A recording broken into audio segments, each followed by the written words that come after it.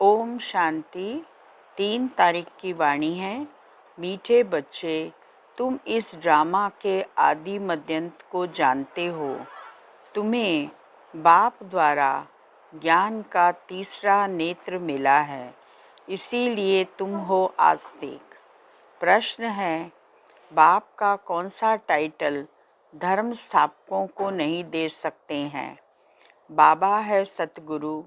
किसी भी धर्म स्थापक को गुरु नहीं कह सकते, क्योंकि गुरु वह जो दुख से छुड़ाए, सुख में ले जाए। धर्म स्थापन करने वालों के पीछे तो उनके धर्म की आत्माएं ऊपर से नीचे आती हैं, वह किसी को ले नहीं जाते। बाप जब आते हैं तो सभी आत्माओं को घर ले जाते हैं, इसीलिए वह सभी के सतगुरु हैं। गीत बजा है, इस पाप की दुनिया से कहीं दूर हमें ले चल, चित चैन जहाँ पाए। मीठे मीठे रूहानी बच्चों ने गीत की लाइन सुनी, यह है पाप की दुनिया। बच्चे जानते भी हैं यह पाप आत्माओं की दुनिया है।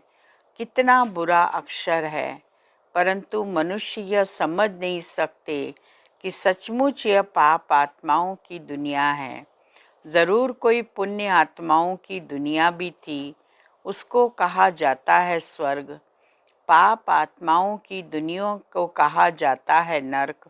भारत में ही स्वर्ग और नरक की चर्चा बहुत है। मनुष्य मरते हैं तो कहते हैं स्वर्गवासी हुआ, तो इससे सिद्ध होता है नरकवासी थे। पतित दुनिया से पावन दुनिया में गया, परंतु मनुष्यों को कुछ भी पता नहीं है। जो आता है सो बोल देते हैं, यथार्थ अर्थ कुछ भी नहीं समझते हैं। बाबा आकर तुम बच्चों को तसल्ली देते हैं कि अब थोड़ा धीरज रखो, तुम पापों के बोझ से बहुत भारी हो पड़े हो। अब तुमको पुण्यात्मा बनाए ऐसी दुनिया में ले जाते हैं जिसको स्वर्ग कहा जाता है। बच्चों को धीरज मिला हुआ है। आज यहाँ हैं, कल अपने शांति धाम सुख धाम में जाएंगे। जैसे बीमार मनुष्य थोड़ा ठीक होने पर होता है तो डॉक्टर धीरज देते हैं, जल्दी से तुम बहुत अच्छा हो जाएंगे। अब यह तो है बेहद का धीरज। बेहद का बाप कहते हैं, तुम तो बहुत दुखी पतित हो गए हो। अब हम तुम बच्चों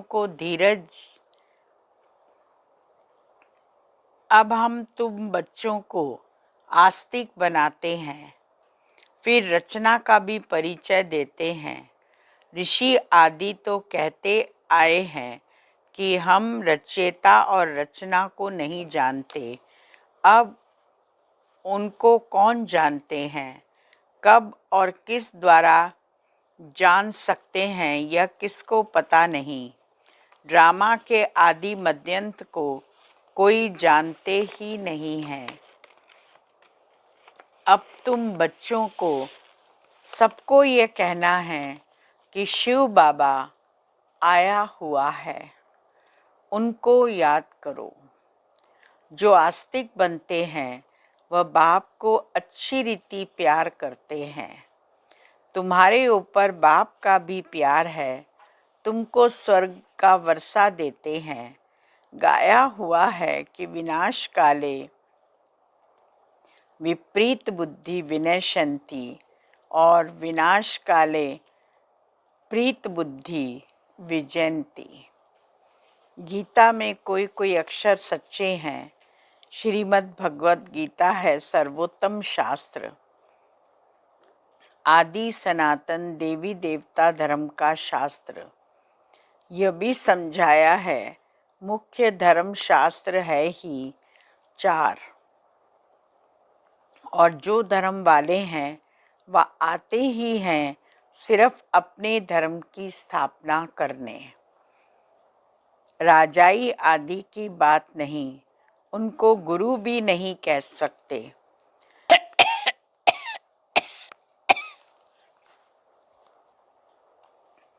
गुरु का तो काम ही है वापस ले जाना। इब्राहिम, बुद्ध, क्राइस्ट आदि तो आते हैं, फिर उनके पिछाड़ी उनकी वंशावली भी आती है। गुरु वह जो दुख से छुड़ाए और सुख में ले जाए। वह तो सिर्फ धर्म स्थापन करने आते हैं। यहाँ तो बहुतों को गुरु कह देते हैं। ब्रह्मा, विष्णु, शंकर को भी गुरु नहीं कह सकते। एक शिव बाबा ही सर्व का सद्गति दाता है। पुकारते भी एक राम को हैं। शिव बाबा को भी राम कहते। बहुत भाषाएं हैं तो नाम भी बहुत रख दिए हैं। असुल नाम है शिव। उनको सोमनाथ भी कहते। सोमरस पिलाया अर्थात ज्ञान धन दिया। बाकी पानी आदि की तो बात ही नहीं। तुमको सन्मुख नॉलेजफुल, ब्लिसफुल बना रहे हैं। पतित तन ही चाहिए। ब्रह्मा के तन में परमात्मा आते हैं। सूक्ष्म वतनवासी ब्रह्मा में विराजमान होकर तो ब्राह्मण नहीं रचेंगे। कहते हैं मैं पतित शरीर, पतित दुनिया में आता हूँ। गाया हुआ है ब्रह्मा द्वारा स्थापना, फिर जिसकी स्थापना करते जो यह ज्ञान पाते हैं वह देवता बन जाते हैं। मनुष्य ब्रह्मा का चित्र देखकर मूंझ जाते हैं। कहते हैं यह तो दादा का चित्र है। प्रजापिता ब्रह्मा तो जरूर यहाँ होगा। सूक्ष्म वतन में कैसे प्रजा रचेंगे। प्रजापिता के बच्चे हजारों ब्रह्मा कुमार कुमारी हैं। झूठ थोड़े ही होगा। हम शिव बाबा द्वारा वर्षा पा रहे हैं। तुम बच्चों को समझाया है वह अव्यक्त ब्रह्मा है। प्रजापिता तो साकार में चाहिए। यह पतित ही तो पावन बनते हैं। तत्वम। अच्छा, मीठे मीठे सिकिलदे बच्चों प्रति मात पिता बाप दादा का याद प्यार और गुड मॉर्निंग। रूहानी बाप की रूहानी बच्चों को नमस्ते और रूहानी बच्चों की रूहानी बाबा को याद प्यार, गुड मॉर्निंग, नमस्ते। मुख्य सार है आत्म अभिमानी बनकर इन कानों द्वारा अमर कथा सुननी है। ज्ञान की भूभू कर आप समान बनाने की सेवा में रहना है। दूसरा पॉइंट है बाप समान नॉलेजफुल, ब्लिसफुल बनना है। सोम रस पीना और पिलाना है। वरदान है माया के विघ्नों को खेल के समान अनुभव करने वाले मास्टर विश्व निर्माता भव। जैसे कोई बुजुर्ग के आगे छोटे बच्चे अपने बचपन के अलबेलेपन के कारण कुछ भी बोल दें, कोई ऐसा कर्तव्य भी कर लें तो बुजुर्ग लोग समझते हैं कि यह निर्दोष अनजान छोटे बच्चे हैं। कोई असर नहीं होता है। ऐसे ही जब आप अपने को मास्टर विश्व निर्माता समझेंगे तो यह माया के विघ्न बच्चों के खेल समान लगेंगे। माया किसी भी आत्मा द्वारा समस्या, विघ्न व परीक्षा पेपर बनकर आ जाए तो उसे घबराएंगे नहीं, लेकिन उन्हें निर्दोष समझेंगे। आज का स्लोगन है स्नेह, शक्ति और ईश्वरीय आकर्षण स्वयं में भरो तो सब सहयोगी बन जाएंगे। अव्यक्ति इशारा है अभी ज्वालामुखी बन आसुरी संस्कार, आसुरी स्वभाव सब कुछ भस्म करो। जैसे देवियों के यादगार में दिखाते हैं कि ज्वाला से असुरों का संहार किया। असुर कोई व्यक्ति नहीं, लेकिन आसुरी शक्तियों को खत्म किया। यह अभी आपकी ज्वाला स्वरूप स्थिति का यादगार है। अब ऐसे योग की ज्वाला प्रज्वलित करो जिसमें यह कलयुगी संसार जलकर भस्म हो जाए। ओम शांति।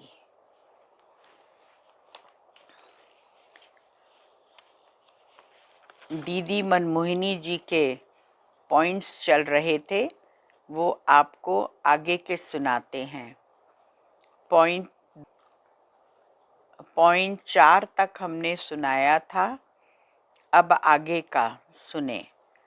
5वां पॉइंट है, ट्रायल के लिए वही कुमारी आए जो 12 मास सेंटर पर रेगुलर क्लास करती हों। उसे माँ बाप लिख कर दें किसे समर्पित करते हैं। वह कुमारी भी लिखे कि मैं समर्पित होना चाहती हूँ। पहले मधुबन में 1 मास की ट्रेनिंग लेवें, फिर कोई सेंटर पर ट्रायल पर भेजें। जब कन्या ट्रायल पर है तब उसके माँ बाप जो कुछ भी भेजना चाहें वो मधुबन भेजें, सेंटर पर नहीं। कुमारी समर्पण मधुबन की है।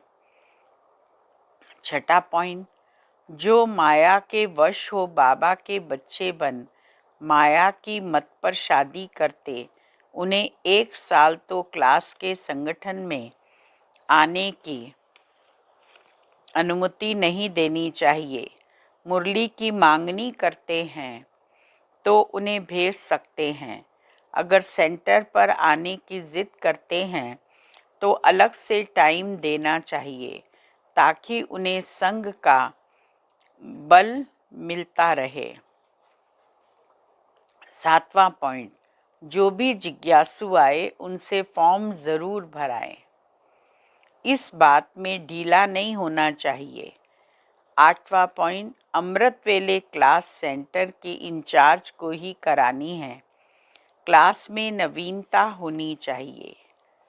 ओम शांति।